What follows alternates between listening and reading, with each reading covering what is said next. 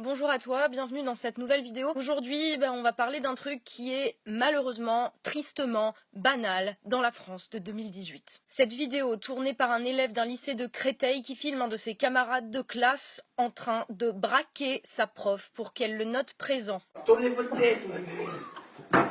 La tête. Tournez la tête. Voilà. Mais là, maintenant, vous mettez absent. Tu mets présent. Mettez présent, là, vous mettez absent.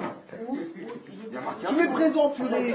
Je sais pas ce qu'il y a de plus choquant dans ces images. Est-ce que c'est le gamin qui a même pas l'air de savoir pourquoi il pointe un flingue sur sa prof? Est-ce que c'est l'élève derrière qui fait des doigts d'honneur? Est-ce que c'est l'élève qui tient la caméra et qui se marre? Ou est-ce que le plus dramatique là-dedans, c'est la prof qui est complètement blasée et qui tourne à peine la tête? Bah oui, la prof totalement blasée parce que c'est juste un énième truc à gérer. Ceci est donc un jour comme un autre dans le quotidien d'un prof, habitué à se faire bousculer, habitué à se faire humilier et à ne rien pouvoir faire face à des élèves qui font n'importe quoi. Et encore, je suis gentille. Dans un système scolaire où le what the fuck est devenu la norme, où l'exception, l'agression est devenue la norme, et où en plus tout le monde se permet de te chier dessus, mais tu m'étonnes qu'il y a plein de profs qui deviennent blasés, qui jettent l'éponge, qui se mettent en maladie ou qui démissionnent. Et ces images-là, elles ont été filmées dans un lycée. Dites-vous bien qu'en collège, c'est pire, parce qu'en lycée, il y a déjà eu un écrémage. En collège, les élèves qui n'ont pas envie d'être là sont encore là. Alors si vous êtes prof, ces images ne vous étonneront pas plus que ça. Les profs sont au courant effectivement de cette situation depuis un moment. C'est juste qu'on les renvoie tellement tout le temps à leur statut de soi-disant feignasse qu'ils ont juste arrêté de parler de leur quotidien. Mais c'est pas pour ça que c'est pas devenu pire. Mais là, je demande donc à tout le monde de bien regarder. Si vous êtes parent, voilà l'école d'aujourd'hui. Là, évidemment, vous vous demandez, mais grand Dieu, comment un enfant de 16 ans s'est-il retrouvé à pouvoir rentrer dans une salle de classe avec une arme? Parce qu'il est interdit de fouiller les sacs des élèves car c'est une entrave à leur liberté. Et la liberté individuelle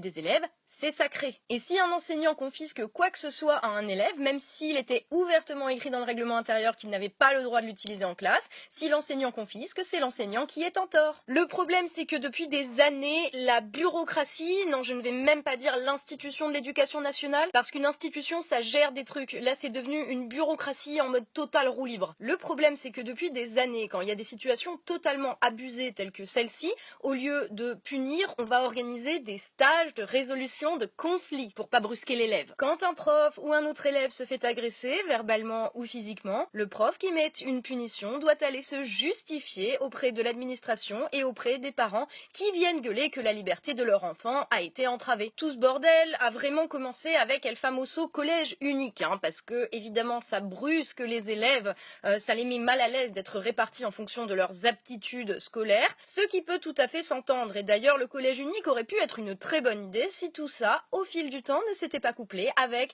de plus en plus d'élèves par classe et une baisse générale des moyens donnés à l'éducation. Et quand je parle de moyens, je ne parle pas des moyens financiers. Parce que gaspiller de l'argent dans des trucs débiles comme des systèmes informatiques qui ne marchent pas mais qui font rapporter beaucoup d'argent à Microsoft, ça ils savent faire. Je parle de moyens matériels et humains. C'est la base. Il y a des établissements en France où les locaux sont tellement délabrés qu'en hiver, les élèves et les profs doivent garder leurs doudounes et leurs gants pour faire cours. Il y a des écoles qui s'effondrent sur la tête des élèves. Des fois, il n'y a même pas assez de chaises pour tous les élèves et du coup, il y en a qui doivent préparer le bac assis par terre. La base, le respect de l'autorité de l'enseignant, parce que c'est son boulot après tout. Mais pour ça, faudrait peut-être que l'institution commence par montrer un visage qui est respectable. Des sanctions appropriées, cohérentes, pourquoi pas établies au niveau national, histoire que chaque gamin vienne pas râler et les parents derrière que on m'a donné 3 lignes à copier, c'est trop injuste. Des structures en plus, même pourquoi pas, pour faire en sorte que le collège unique ne devienne pas juste une putain d'école nivelée par le bas, qui était censée travailler pour tout le monde et qui au final ne travaille plus pour personne. Alors là, ce qu'on a sous les yeux,